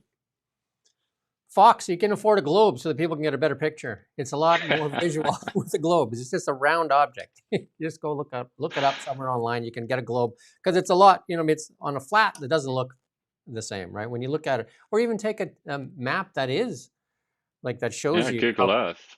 It shows you how close everything is on the top. That one of the most important things about the North is it's where all the missiles go. You know what I mean? Like if there's a nuclear war, all the missiles go over the top because it's the shortest distance. Two, if the sea lanes open up there, it'll be the most economical trade route ever. And whoever owns that trade route could, dominate the world. And then three, the airlines fly over there too. When I went to Tokyo, guess where we went? We flew over the North Pole. You know what I mean? You fly up and over, right? It's faster than going around the fat part of the Earth. Well, most people who've flown to Europe will have flown over Greenland and seen Greenland. I always like to peek out the window and have a look at Greenland down there. It is crucial, isn't it? Big snowbank. Yeah. Yeah. But he also said that, didn't he? He's like, of course they got stuff up there because it's a northern country. It's like, so is Canada, but we don't really have stuff up there. It's it's like very particular history that, and it goes back to the Tsar and also the commies, the Bolsheviks. They sent people there. They forced people to go there. That's why they have like towns and cities and stuff really far north. We didn't do that, obviously, in Canada. X is so important to the world. It's the #1 news app now, banging on the door of 200 countries. X is the #1 news app. And then it seems like we're going to talk about it here in a bit, but countries like England, now the UK, Australia, and even Canada was rumored in that group there, and then we'll have something on it, was rumored in that group to shut X down. It's investigative journalism. It is really good. Let's listen to Treasury Secretary Scott Bessent here on X. Detail. This interview was originally scheduled for the Minnesota State Capitol. Can you explain why that didn't come to pass and why we're here? For one reason, Chris, Tim Walz is a coward. He is a coward. He would not guarantee that the Treasury Secretary of the United States of America would have police protection in the Minnesota State Capitol. He is afraid of what is coming. And he's not going to be able to hide behind this curtain, because we will get there. And I don't have to go in the Capitol building to investigate him.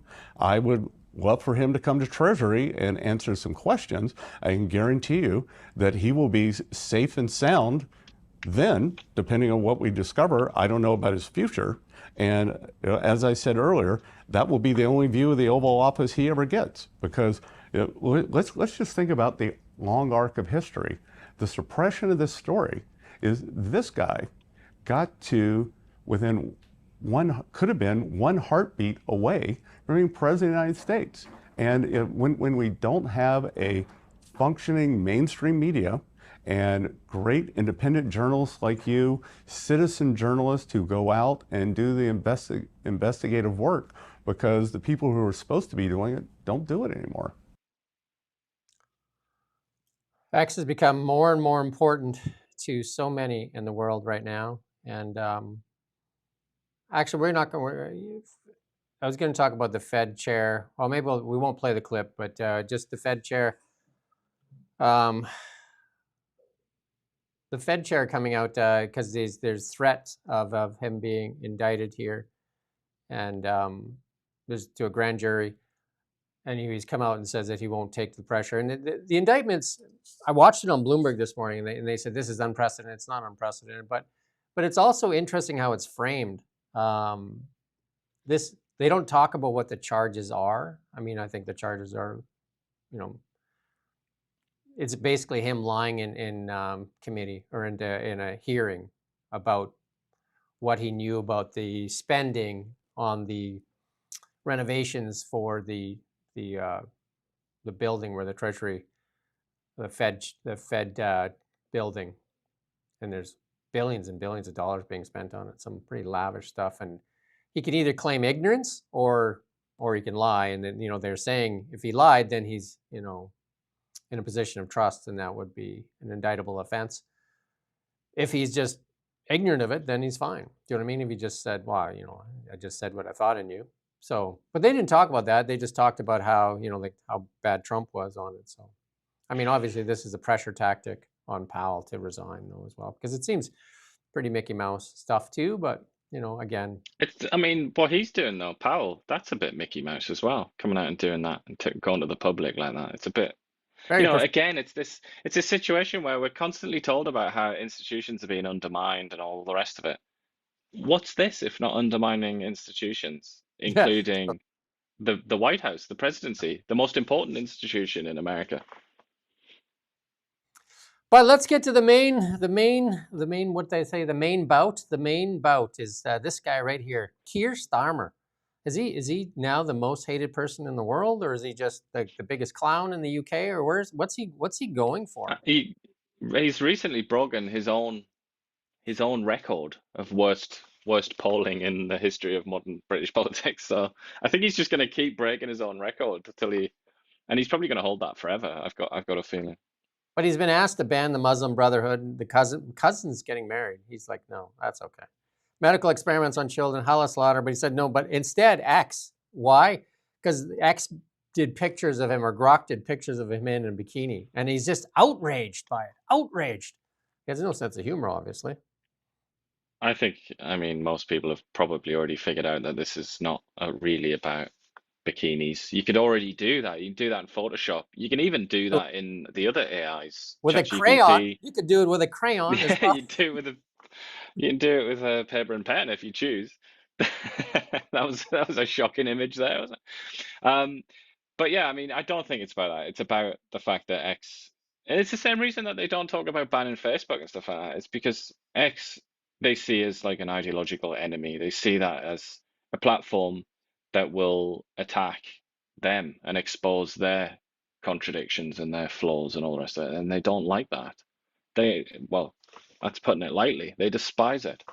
Here's my rock star from GB News. And could any Canadian politician stand up to her? Could any Canadian? The next one there. Let's play a clip from her. Disinformation, because it's speech you cannot control. That's it. You can't control, although you're trying. Listen, with the online safety You think bill, he's a Democrat? you are trying. You think he believes in democracy? Do you believe in democracy? Well, obviously I do, but how do you believe? Did people vote for the digital ID? Did people vote for the online safety bill? No, you don't believe in democracy. You don't believe in Brexit. Elon Musk. You want it over. You think Elon Musk is not elected official. I want the leader of this country to believe in democracy. Are you a fan of him? I'm a fan for anyone that protects free speech. Yes, I am a fan of him. He is a genius. Have you thought what he's brought to... I think he's an idiot. I think he doesn't understand... He's an idiot. I don't think he understands our political Someone who's system created at all. SpaceX and Tesla is an idiot. Is an idiot. They keep blowing up. He's wiped millions off the share price of his own Labour company. cabinet member who's achieved... I think he's an absolute danger to himself and others. In what sense? I'll tell you what's a danger. Is a corrupt Labour Party. Is a corrupt Labour Party that's... Yes, because you're running a country. I'll tell you what's a danger. Is you trying to chip away our freedoms bit by bit with the online safety bill, the digital ID, under the guise of safety. I don't believe he actually thinks in democracy. You know, the problem is that the establishment used to control what we see in here. Now we have X, and that terrifies people like you. It terrifies. No, he's not. You are the establishment. Your party is the establishment. And actually, people are waking up to they've been lied to the whole time, and that terrifies your party. Oopsie. The distraction technique. So just the absolute distraction technique, right? Because you know he's in hot water, and what does he keep throwing Elon Musk? Elon Musk is an idiot. Come on. Yeah, I didn't think anybody but AOC was foolish enough to say that, but apparently there are more of them out there. SpaceX is the leading space company in the world by a factor of 10. Like that's all of them combined by a factor of 10. Idiot. Who's the idiot? But I mean, it's just... They won't answer questions. It is astonishing, isn't it, that word would be used to describe somebody like Elon Musk. Like, why don't you challenge him on, challenge on something real? Like, get a real argument. Put a real argument together. The idea that he's stupid. I mean, some people are stupid in public life, and it is kind of... that it's a point that you can discuss. Like Melanie Jolie, for example. She's not stupid necessarily, but I don't think she has not particularly high intelligence. Let's put it that way. But Elon Musk, I mean, evidently that is you're dealing with a very intelligent man. What is the point? It's just ridiculous. How long? Like, I mean, Mark Carney would never stand up to this, or any of the cabinet. I mean, if that journalist was here, I mean, they wouldn't let her. They wouldn't give her access. She's not a journalist, by the way. She's a politician. But yeah. Well, there you go. It's still, your point is still valid. I mean, how would they hope to contend with that? I always mix her up with that journalist, though, that looks exactly like her, I guess. Bev, there you go. Mark Carney wants to ban X and coordinated move. That was out there. That was by Dean Allison, the MP. That was out there. But then there was a response from Evan Solomon that said, contrary to media reports, Canada is not considering. They must have been at one point, because they was all over the internet that said that, because there's Politics UK saying that it's going to be banned as well. I mean, that's obviously it didn't float very well, and all of a sudden they pulled back on it. But there's something going on, isn't there? There's some kind of conversation going on in the background, because I mean, this has been a target of theirs for so long now. They hate X. They all do. Like all of the establishment, whatever, the progressive movements, the progressive governments, they absolutely despise it. Well, I think that Musk and I mean, JD Vance has said it already. Ban X, and you'll feel the wrath of the United States. So you know what I mean. Like, it seems odd that that's what they're going after is X, right? And again, I mean, do you want us to put the picture up? You tell me if we should put it up. Don't put it up yet. We'll let Ian judge where the people. Because Ian could get arrested. The flag of Pakistan. I don't know about that. That's gonna give us the wrong impression. Ian could get arrested. We made her not put it up. Ian, because he's got family there. They may put him in the Huskow. Yeah, they'll target my family. Sorry, family. But it was just a picture of Keir. It's all right, but the crescent, the Islamic crescent on that bikini is a bit cheeky, isn't it? That'll have rubbed some people up the wrong way. There you go. Well, don't put it up. Yeah, we could. Well, it's done now. Well, we said no. We would blame it on the tech. But yeah, seriously, this is mad. Like, you keep hearing, if you just read it on Canadian Press or CBC or something, you'd think like they keep referring to like sexualized images of children. You'd be thinking like, oh Christ, like what are they doing here?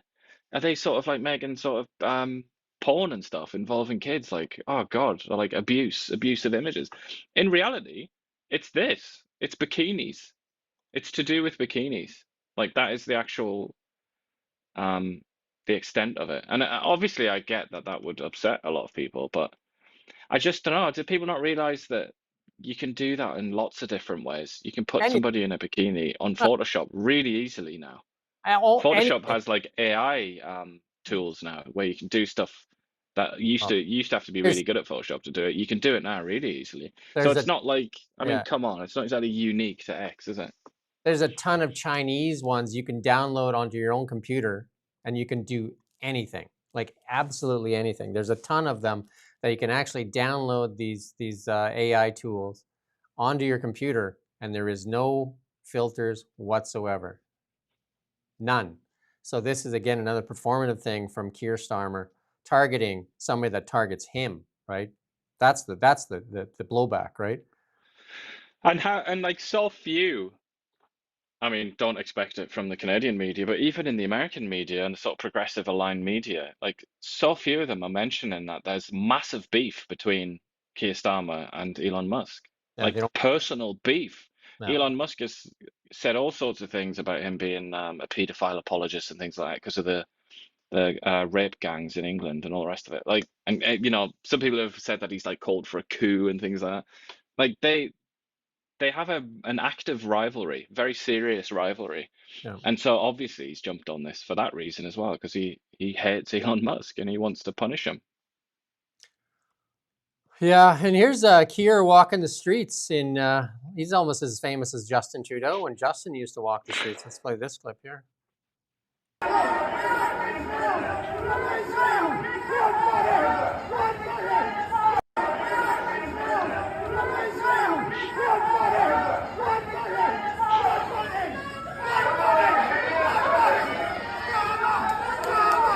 That's good.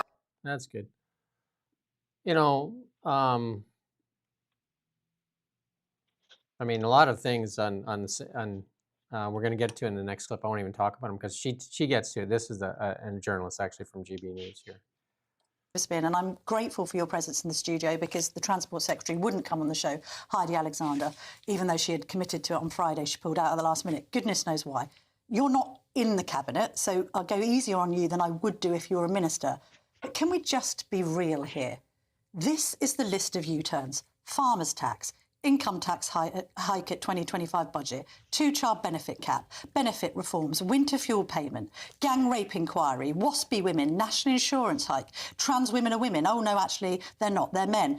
Royal Mail nationalisation. We're now talking about an apparent U-turn on jury trials. It speaks to a government that is making it up as it goes along. You have to appreciate that. I bet voters in Hales Owen do say that to you on the doorstep. So I wouldn't accept all of those things are U-turns. And we are in a world that is a bit more volatile than it used to be. And I think everyone now accepts that the state of the public finances and the public services that the Conservatives left us was really bad. In that context, I think it's really important that we're listening and we're listening to the public, we're listening to stakeholders. Hang on a minute. OK, can we just get real? As far as our audience is concerned, Keir Starmer has become one of the least popular prime ministers in history. Both budgets have been widely derided as a disaster. We've got polling in the Sun, which I'll come on to, that people are still feeling the cost of living squeeze, even if they're meant to be well off. You can't possibly be sitting here arguing at this stage with an approval rating of -59 that the Prime Minister's been doing a good job. You can't be saying that. Would you prefer a government that pushed on regardless, despite the public view? Or would you like a government that is listening to stakeholders, including pubs, it's like the definition of Churchill, lurching from one disaster to another. That's the government we have. That's not what I'm saying. I think it's very important that we're listening to people, we're listening to stakeholders, and we're making adjustments to improve the situation. And as you said, Pubs are going to be very happy with the change. I think farmers and the NFU was very happy with the change. So these are important things that we're doing. Marginally happy with the change, but it shouldn't have happened in the first place. Also now, do we move on to bailing out other parts of the hospitality industry? Hotels facing 115% increases. You're helping pubs. What about restaurants? What about hotels? Well, I haven't seen the data on that. But as I say, the Treasury is listening very well. Should she step in now and say, I made a mistake and correct that one? That's okay. Getting told off, isn't he? Naughty, naughty boy. Yeah, again, would Melanie Joly be able to sit there and take that? Francois. Can you imagine the fury? Can you imagine how angry she would be with that? Yeah. She would be absolutely screaming, wouldn't she? They would pull out the Talib line. Talib, what's his name? Nouraman. They say, do you know who pays your salary here? Do you know who pays your salary? He said that. Go check it. You can find the tweet. He threatened the journalist. Do you know who pays your salary? Yeah. That's... Keir Starmer, though, like those people that were screaming at him there in that video, which is in Glasgow, I think, isn't it? They were screaming at him about Palestine, I'm pretty sure. And it just that's his sort of secret recipe. That's how he's so unpopular, is that he's managed to alienate both sides. Like, he doesn't have a base, really. He doesn't have like people who he always bats for. It's like everybody despises him, because he even lets down a lot of the kind of sacred cows of the left, like the pro-Gaza, pro-Hamas types, or anti-Israel, let's say. He doesn't like have a support base, because he's just burned all of his bridges. Viktor Orban there, definitely a thorn in the EU side. Will they kick him out or will he leave? But he's saying Ukraine asking for another 800 billion euros over the next decade, not counting military costs. And then the Brusselians demanding Hungary dismantle family support, because they're very generous with their family support. I think if you got children there, you get cash money and you get a car, pensions, cheap energy, hospitals, and fair taxes. And the cheap energy has worked out well for them because they just got a Mercedes plant out of it. Fair taxes, so money can be forked over to Ukraine. We refuse. This path weakens Europe. But Orban definitely very vocal against, the EU oligarchy there. What's that? The unelected. What's your favorite friend there? Ursula von der Leyen. His favorite friend, I think. Ursula. Not anyone to cough up more. And this is that came out. This is from a very big account there. Said the leader of Russia's Communist Party makes a fiery declaration that we took Berlin 3 times. If we needed, we'll take it the 4th. And this is what puzzles me about the European right now, because they're mad at the United States because Trump has said a few things, and they said they'll go it alone. That they'll kick the U.S. out of NATO, or they'll leave NATO, because who is NATO without the United States of America? I'd like somebody to explain that to me. What is NATO without the Americans? Not much. Yeah. And then this is a troll here I guess he's learning to troll. He says that he's not scared of the UK. Putin said that because they can't even deal with the people in rubber boats. And then that's the UK. This is another from the Wall Street. This is a big account too. Says that wants to send Keir Starmer wants to send troops to Ukraine, fight the Russians, and then fight America and the Greenland. But he can't even defend. The British Navy can't even stop these rubber boats from coming over the English Channel. I mean, yeah, but I am a little bit reluctant to indulge, especially if Vladimir Putin there, who, there's a long list of things that Russia can't do. Yeah. But they still have nuclear weapons, and so does Britain. So, like, at the end of the day, and this is your favorite. Quite serious. This is your favorite left-wing lunatic going after the media that doesn't toe the line for her. We played that clip of Laura Babcock the other day. Remember that when we played that, when she was just spitting nails? But she's saying these are the MAGA media in Canada. We didn't make the list. What the heck? MAGA media to avoid in Canada. National Post, Ottawa Citizen, Calgary Herald, Toronto Sun, Journal, Vancouver Sun, Gazette, and the Province. These media outlets, you can go to the next one there. Apparently, they don't toe the line like the CBC and CTV and Global.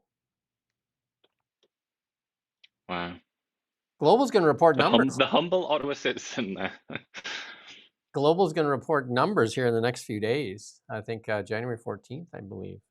They're going to report their financial numbers. Stock's trading around 3 cents right now.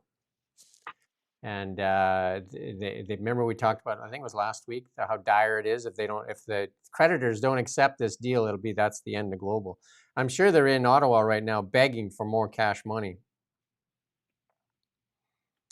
Yeah, and I won't pick on her anymore, but she put out a tweet. I won't put that up there. I think that's it. Well, she picks on other people quite a lot. Yeah, well, we can put it up then, right? She said that she put out on her show, whatever it's called, O Show. She had 500 comments of seniors and youth willing to fight in the Canadian military. Well, sign up then. Sign up. Sign up, Laura. Show us the way. Show us the way. Sign up. Show us your uniform. Show us. Seniors ready to fight the Americans? Who are we fighting? Right? 1 million would sign up for they could. This is hilarious. I hope Mark Carney says that 1 million of us would sign up to a citizens' army if given the chance. They tried to get the federal employees to sign. Remember that when they were going to mandate the 300,000 employees to fight or join the Canadian military? They said no thanks. They can't get the Coast Guard to be, which is in America, the Coast Guard's part of the military. They couldn't get the Coast Guard to join because they said, I want no guns, I want nothing to do with guns. They can't even issue. And bear in mind, with the public service workers, I mean, in many ways, one could argue that they have the biggest stake in Canada as it presently is, because they get such an excellent deal. You know, great pay, great holidays, great treatment, and all the rest of it. Always, or almost always protected by the Liberals. Even they won't, and they elect the Liberals routinely. Even they were like, no way, I'm not doing this. So if even the people in your society who benefit the most from the status quo, if even they won't fight to defend it, you know you have like a civilizational problem at that point, don't you? That's not just a like administrative problem or, you know, a PR problem. That's like a very, very deep problem. I mean, just think if they did talk them into the 300,000 federal employees to join the military, and then they would say, okay, so the wherever the war is, just like, well, we can only show up 3 days of the week, and it's only between this time and this time. And is there a crying room? Because you're going to need one of those. Yeah, you can't scrutinize them too much because, you know, like the guy for Canada Post, that might freak him out a bit. Yeah, I don't know. Lightning Rod says, you got an excuse. I don't know what Lightning Rod's even talking about. But hey, who knows? Joining the army, that's what he's on about. I guess he's saying that he's a public servant then. I suppose that's what that means. I'm not sure. That would explain a lot, wouldn't it? I'm not sure. At this point, it's 10:49. So big show, as usual. We're back tomorrow at 9 a.m. If you like what we do, like, share, subscribe. Lightning Rod even comes back, and he doesn't even like what we do. So there you go. He's signing up as well. He's going to join the military. That's awesome. Show us that. Show us your uniform. Let's see it. Let's see. Please. You and Laura there. You show us. You show us the way. Show us the way. We're back tomorrow. And I have a Renee Merrifield tomorrow will be on the ballot as well. She's always great. That'll be at noonish. And but that's it. That's the show. We're trying to cut this up a little bit. Your feedback is much appreciated, though. I know this is long. We go about an hour and 45 minutes. And we're going to try and cut up in small segments. We're on TikTok as well. We just started on TikTok. And we're also on X. We started a Now Media. X just started it. And this YouTube channel is growing well. So we appreciate all of you. Again, like, share, subscribe. And if you really like what we do, you can consider contributing to independent media in Canada, because there should be no government funding for media. It should be all taken away, all of it, like they did in the United States when they took PBS away. Government funding is media's job is to hold power accountable.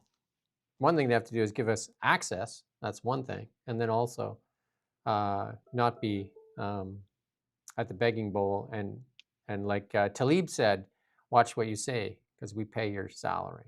That's no government. The government should not have leverage over the media. That completely destroys the purpose of media. It undercuts them, doesn't it? And they're not embarrassed to say it, because Carney said it himself in the election cycle that he pays the salaries. Like they're so bold, they're willing to say it. They're so bold, they're willing to say it. But they don't face any opposition. So in that kind of environment, you would be bold, wouldn't you? Because sort of herbivores that they have to deal with, people that masquerade as journalists. It's like they're like wolves walking around among sheep, aren't they? They're not afraid of them, so they tease them. They're quite bold about it. Yeah. And the other people who might be wolves as well, in a sort of, to extend the analogy, the journalists out there, they just don't let them in the building, so Yeah. they're kept out. They won't even answer our emails. So there you go. I'm Jim Check. Guess that makes us wolves. I'm Jim Check, and that's the wolf there, Wolf Master, Ian Burns. Charles MacDonald, on it again. Thank you, Hey, Charles. Charles, appreciate it. There you go. Thank you, Charles. And Lightning Rod, why don't you cough up a little money? You're here all the time. Why don't you do something? You know, you're getting lots of enjoyment out of this. Lightning Rod. Show us the way, Lightning Rod. Show us the way that you support independent media. You're here all the time, so help us out. Anyway, thank you. Even if it's hate mail, give it to us. Anyway, I will see you tomorrow morning at 9 a.m. Thanks for watching Now Media.